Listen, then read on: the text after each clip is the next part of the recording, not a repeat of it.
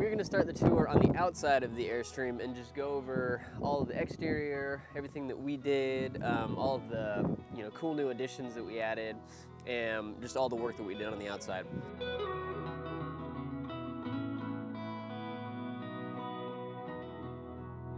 So for starters, the entire Airstream has a mirror polish finish, and we have several videos kind of detailing how we went about doing that. It is it's a very involved process, and it takes a lot of time, and it's something that definitely requires some practice and some learning. So there was definitely elements of enjoying that, but towards the end, it was getting just really exhausting because I was having to knock out quite a bit. So, but very happy with the results and how it looks. It's really impressive whenever you see it just fully polished, and it's drawn a lot of attention.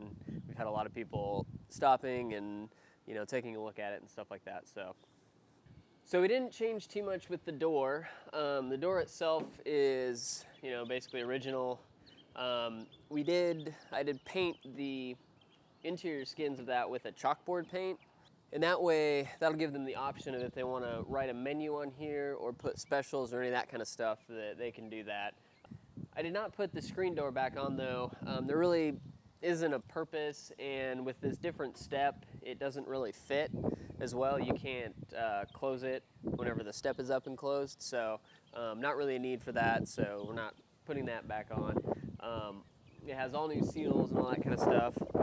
And this is another custom thing that we did, is we put one of these steps on it, and this is by Moride, and it's not a direct fit for the Airstream. I know that they're developing some, they're gonna be a little bit different, and they actually have a place where it notches down along with where the door notches. And this one, like I said, you have to modify it to make it work, but it is infinitely more sturdy than the fold-out step, and I just like it a lot better. The only downside is that you technically can't shut the door when it's down. You have to fold it up to be able to shut it. Like I said, they're gonna have one that has a little notch in it to allow you to be able to still shut the door, but with this being the mobile coffee shop, it's gonna be pretty much, the door's gonna be open whenever they're open, so not a huge deal. And it's cool because it just basically folds up like that, and it's got a little latch, and it stores, and you can just then shut the door, and it is secure. And moving around to the front, it has one of the Airstream rock guards, and you can still get these from Airstream. I got it directly from Airstream DFW. It's just down the road from us. And this will protect your front windows. This is something that I would definitely do. It is, yes, they're expensive, but not nearly as expensive as having to replace those front windows if a rock goes through them. So that's a great option. The front was a pain to polish because you have all of the rock chips, so I think, it turned out pretty good. This panel on the front is new. With how beat up the original one was, and how it had additional holes in it in places for random things, I don't know what all it was, and the fact that it's just a flat piece of aluminum, it was really easy to replace whenever we had it apart. So went ahead and did that, so that looks a lot better. And then these are the original banana wraps, but as you've seen in a previous video, we fixed them up, and I put a truck bed coating on it, and that's why they're black. As well, we put all new rub rails on the belt molding, and went again with black because that kind of fits the theme instead of like the blue. I think there's orange ones as well available. And I polished up the tanks. They look way better. We painted the frame and the jack, so that stuff all looks new. It has a new 7-pin plug and obviously a new cable, because I don't even think it came with one originally. No, well, it did, but it was hardwired in, and so all new stuff there. So that's all basically brand new. We got all new LED running lights, and then black painted letters that really just help it just stand out and look awesome. And we've worked our way around to the other side, and I want to show you just some of the things that we added over here. We have our water fill inlet here, which I got from Vintage Trailer Supply, and this is a really nice unit. It is, I want to say it was like, it's like chrome-plated stainless steel or polished stainless or polished aluminum, something like that. But this is technically a marine application one, but they have them and they work just fine on an Airstream. It's got a little key that you use to open it so that nobody else can get into it. And then we have the city water inlet, which has the built-in regulator on that. And this says hot on it, but it's not. This is actually our vent for the gray tank. And instead of, you know, the only option if I were to run it up through the roof, and whenever we go inside, I'll show you that. But there's an electrical closet in the back, and that's the only like cabinet or space that goes up to the roof that would allow a vent, and it would have to come out basically on the end cap, and I really didn't want to put a hole in the end cap, so instead we put it right here. Works just fine. Moving a little further back, we have our gray tank drain down here, and it aims straight down and it comes out here, and you'll notice that there's no handle anywhere. And so what I did, which I think is pretty cool, is it actually has an electric valve on it, and it's got the little switch right here, so you can just open and close it from right here, and then it just drains the gray tank. And as we'll see in a minute, our tanks, the tanks for this are all, they're all inside. Most of the time, you know, originally these had the tanks down beneath the subfloor, but with this one, since it's going to be a coffee shop and wanted to have easy access to it, we put them inside some of the cabinets so that, you know, A, they can be inspected, and B, if they need to be replaced, it's much easier. So wanted to go with that. And then just behind that we have the electrical hookups. So this trailer has two, and they're both 50 amp. So it's got a lot of power coming in. The bottom one is the 220 volt for the espresso machine, and we have a blender on that circuit as well because we have some extra power available there, some extra amperage. And then the top one is a normal 50 amp RV that goes into the progressive dynamics controller that we have in here. And we'll show you all that in just a second, but that's where it all comes in. And this will be hooked up with shore power at the food park that this trailer is going to be at. But it also will have the ability to be run off of generators. So we had one of theirs that we used to test everything, and we ran it off, it was a hybrid generator, so it runs off propane as well. And so that way it can be self-contained. They can hook it up to the propane tanks up front and run the generators off propane because they won't be used that much. That's kind of the better option, is to go with propane instead of gas because it doesn't gum up stuff as much. And so then they can run off of the generators, and that runs the entire trailer. So we're kind of limited on space because of being in the driveway and the garage here and everything, but not a ton going on in the back here. We have the black Airstream letters, new light and license plate bracket holder, again, all new running lights, and we have LED turn signals in here as well. There's a kit from vintage trailersupply.com, but to be honest, you could probably just buy the little LED plates and do it yourself for a lot cheaper, because it was like $200 for this kit, and seeing it now, I'm like, I wish I would have just bought them and done it. But next one. So then obviously the bumpers, polished the bumper up good, and we still have the compartment back here. I put the truck bed coating in there as well, just to keep it protected. They'll probably just put the sewer hose in there. Really no point in putting a whole lot of other things in there since that doesn't really seal very well. So that's the back. Like I said, not a heck of a lot going on back here, but I did want to talk about the lights and just kind of still show it to you. All right, I'm back over to this side. It has brand new Zip Dee Awning on this side. I'll pull it open here in a minute, and we'll get some footage of that.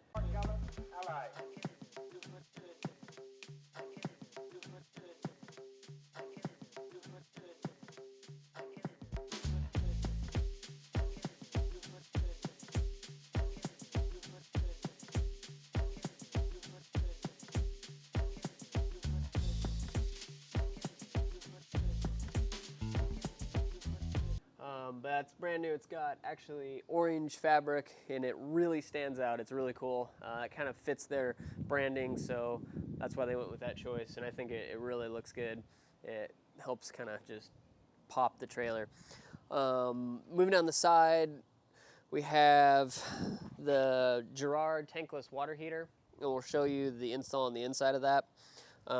And whatever they did initially on this trailer, it was a really poor job of putting a water heater in there, and it was one of the tank ones, and it had frozen and busted open at some point because it had a huge crack in the middle of it. But they just did a terrible job of doing the sheet metal work, and so I just put a plate here to cover up all of the scratches and stuff like that that were there, and it fits great and it looks great. So it had a white cover initially. That's what they come in, but I wanted to paint it black so it kind of matched everything else. The white just really stood out and just didn't look right on there, so painted that. Again, everything's polished, all the rub rails, the fenders or whatever fender trim there, and so it just looks really good. Not a heck of a lot more on the exterior. And now for one of my favorite parts of the trailer, and one of the decisions that I made that I am really happy with is the wheel and tire package that we have on this. So as you can see, these are not normal wheels and tires for an Airstream. These are actually fuel off-road truck tire, or truck wheels, technically tires too. And they're 16-inch by 8-inch, so they're quite a bit bigger. And the tires are 245 75 R16s, so the run out on them is quite a bit larger. And if you notice on the wrap and how the trim pieces are cut down and it's angled in, I actually had to move the outriggers there out an inch. I think it was like an inch or an inch and a half on each side. So it would have been really tight clearance without doing that, and that's the only way that I was able to fit these on here. You can't just bolt these right up. Additionally, it has brand new Dexter torsion axles. They are they're the 12-inch. I don't remember exactly all the specs on them, but they'll be linked below. And it's got new shocks. They're the never adjust brakes and the never lube seals, so it's all good to go.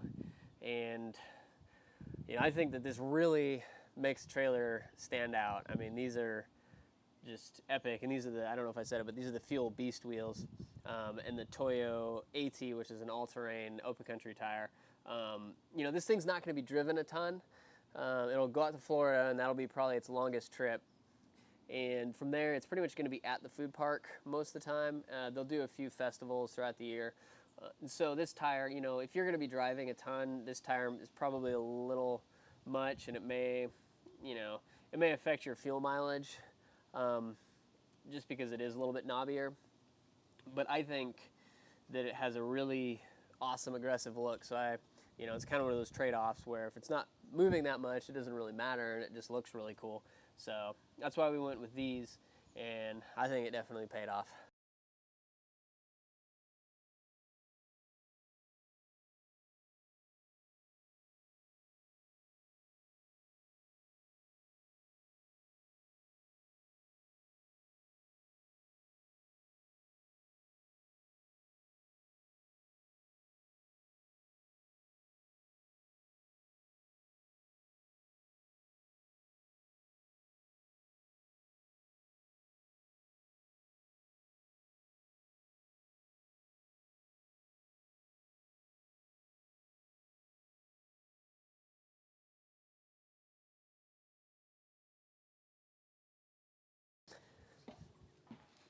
We're now going to move our way to the inside and check out all the work that we did in here. So we're going to start with the front of the trailer. So whenever you walk in, there's going to be kind of a area where customers can come in. There's a seating area up front. I built this bench, and it's stained to match all the rest of the cabinetry in here. There's a little shelf up here, just something real minimalistic that they can put, you know, coffee bags on there and just whatever random merchandise. There is storage underneath the bench for just anything that they want to put in there. There's also up in the front, obviously, there's the 7-pin wiring, all that good stuff. And in the front section, we have all bare aluminum. You know, I was debating doing the whole trailer in bare aluminum, and we kind of, you know, came to a middle ground and compromise of doing the front section. Part of that is this one does not have the upper vista windows, but on all the trailers, they have the cutouts and the closeouts. And so there's holes here, and then it has like those plastic closeouts that just don't look great. And so I had to have a solution for taking care of that, and I didn't want to just patch it because I didn't think it was going to look good. So the front half is the bare aluminum, and I think it turned out really good. I put in the segmented end caps. I have a whole video detailing that whole process. That was a lot of fun. I really enjoyed that project. And all the window frames in here, I painted a silver color to kind of match. You know, it's impossible to really truly match it, but I wanted to get it close, and I think it looks pretty good. I didn't want to add another color in here on those, and so I decided to just paint them silver to where they'd be as close to the skins as possible.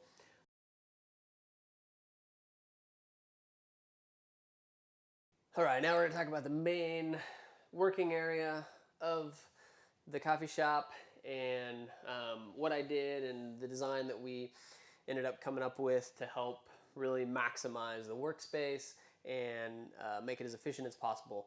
So starting at the front, we have, you know, obviously 2 lines of cabinets that go down the side, and then we have this cabinet space up here. And the front piece here is going to be where basically the point of sale is. So anybody that comes in can be served, and then they can also serve people through the service window. I added these wood panels here just for a design element right here at the front, and there's a matching part right here that kind of comes up over where the espresso machine is going to be, and it kind of gives some contrast to, we got the dark wood, and then everything's very white, and so this just adds a little bit extra design element and contrast. And this is just basically like you know, wood veneer panels that I cut down and just put basically like a semi-gloss top coat on, and I really love how that all turned out. We got a light switch that the battery's not hooked up right now, but it turns on all of the house lighting, and I have that all through one switch, again, just for simplicity's sake. And then over here is going to be the espresso machine. It's going to sit on this counter, and underneath it is going to be like a under-counter fridge that they're going to put in. The panel on the front comes off real easily, so right now the generator is stored down there for transport. And so that's where the 220 volt wiring comes over here. So there's going to be a plug here that can be used for the espresso machine and power that. And moving further down the trailer, I put bare aluminum down the center of the roof as well, just to kind of add that contrast. The original pieces got tore up coming out because they're a huge pain in the butt to get out, but we put the same LED inset lights in there, and there's 12 of them total in the ceiling, and then we also have the 2 air conditioning units, and that's something that is definitely a must for any sort of commercial application. One, with the service window open, the doors open, it's good to have as much AC as you can going. Secondly, it gives you redundancy in case one of them has an issue, then you don't completely run out of air conditioning. So that would be really unfortunate. It's not that difficult to put the units in the trailer. The challenging thing is the wiring, because you have to have a 50 amp panel in service to have 2 ACs. You really can't do it on a 30 amp, and pretty much all of the older Airstreams are 30 amp.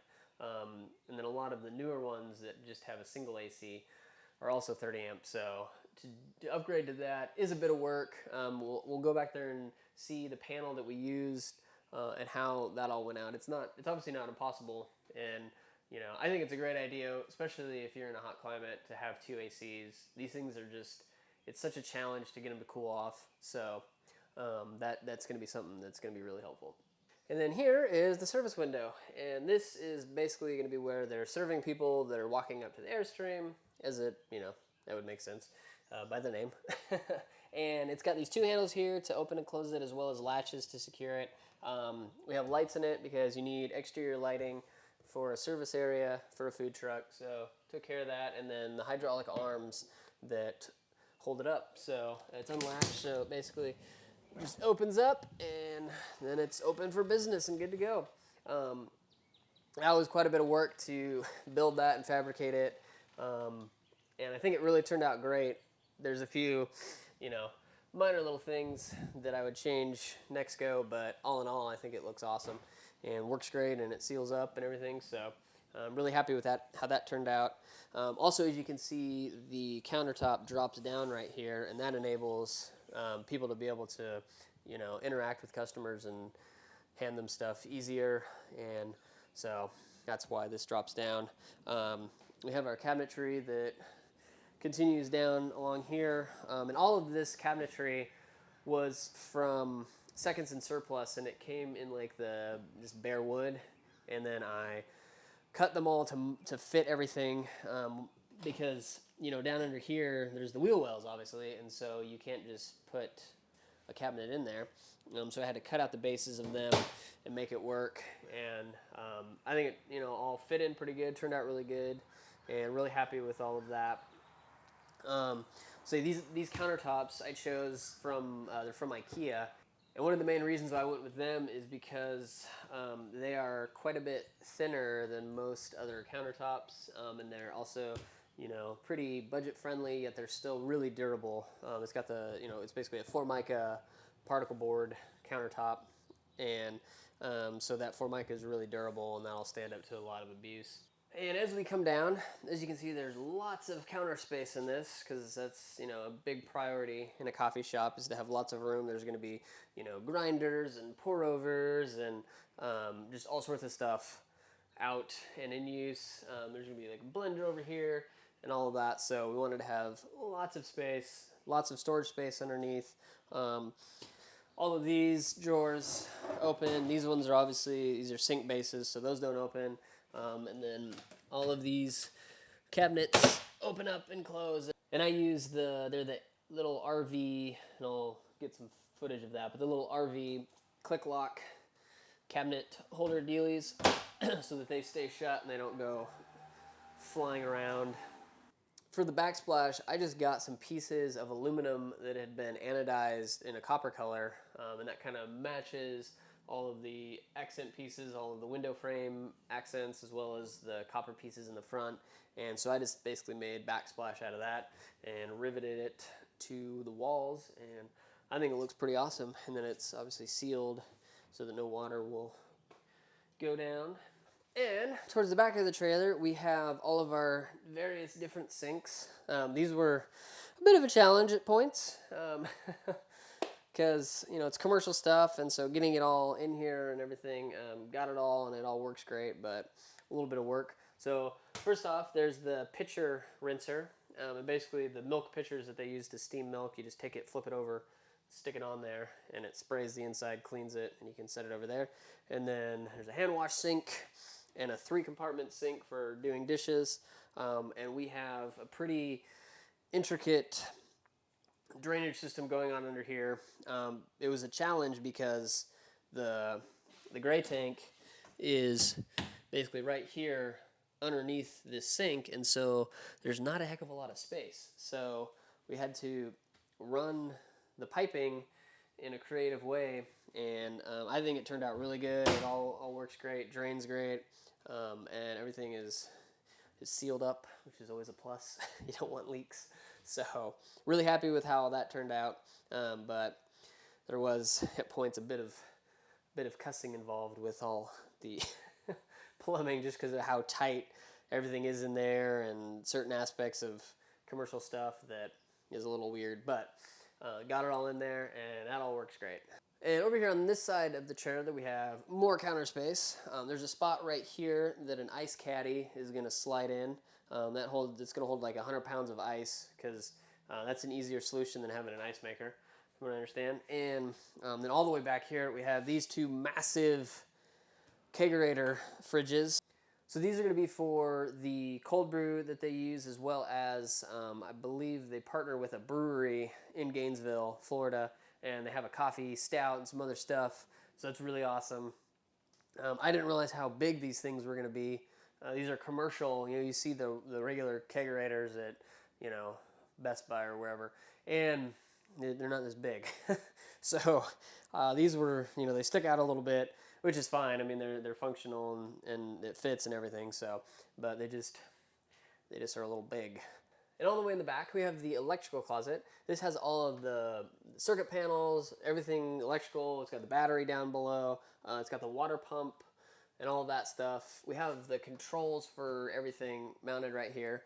We got the water pump control, and that flips the water pump on and off for whenever they're using just the fresh water tank, because my guess is that most of the time they're just going to be hooked up to city water. That would be my guess and assumption, because the tank or the pump is kind of annoying and loud and stuff. And then there's the sea level monitor. So this monitors our batteries, the fresh tank, the gray tank. We don't have a black tank, and LP. You have to have like these specific bottles that I think are only newer ones that have that. So not that. And then the tankless water heater controller. So this adjusts all your temperature and all that good stuff. So all those are nicely mounted right here.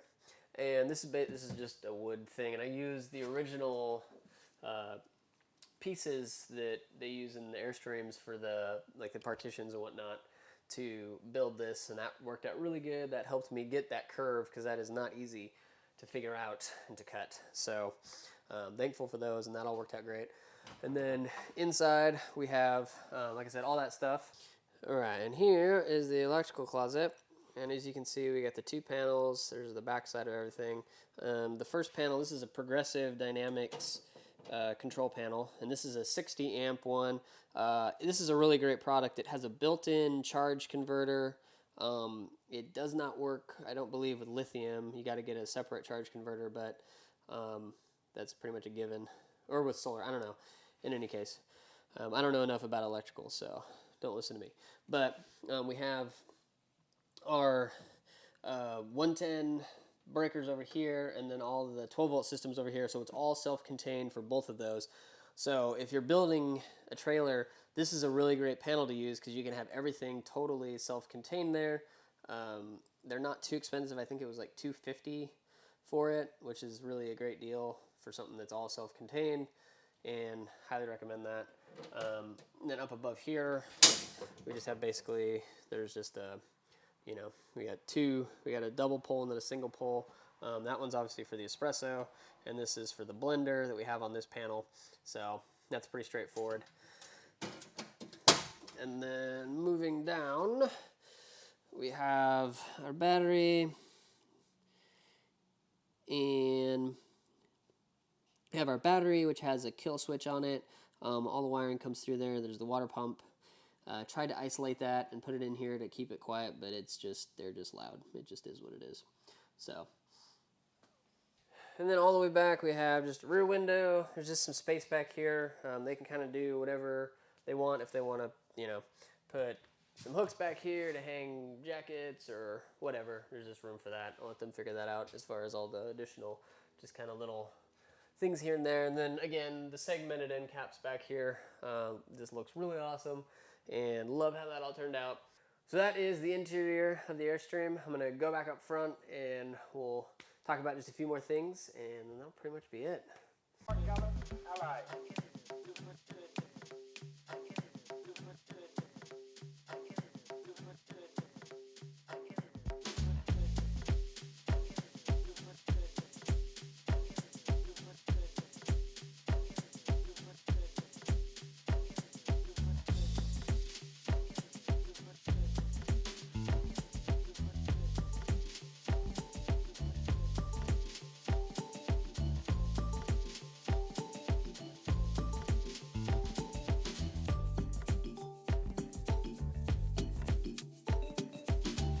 Well, that is the full tour of the Airstream. I'm sure people are gonna have questions about, how we did stuff, where we got stuff, all that kind of stuff. So feel free to leave some comments below. You can also email us. I believe we have those linked below, and you can reach out to us on Facebook, on Instagram, all that kind of stuff as well. Like I said, this is definitely not the end of the channel as we've finished up this project. We do have more Airstream content coming, just even from this one, but also future projects. So there's gonna be more of that, plus a whole bunch of other really cool stuff. So you definitely wanna stay tuned. I am absolutely exhausted, thrilled to have this thing done. You can hear that I'm even kind of losing my voice. I've just been going at this thing, so hard for the past really 4 months, and I've basically been working every day. Between my job and this, I've probably been working 12 to 15 hours a day, just about every day for the past 4 months. So I'm absolutely exhausted. I'm glad to have it done. It is still ridiculously hot in Texas, even though it's almost October. It's like 2 days away, but that's Texas. So ready to rest, and really ready for some fall weather. So until next week, hope you guys have an awesome one, and we will see you next week.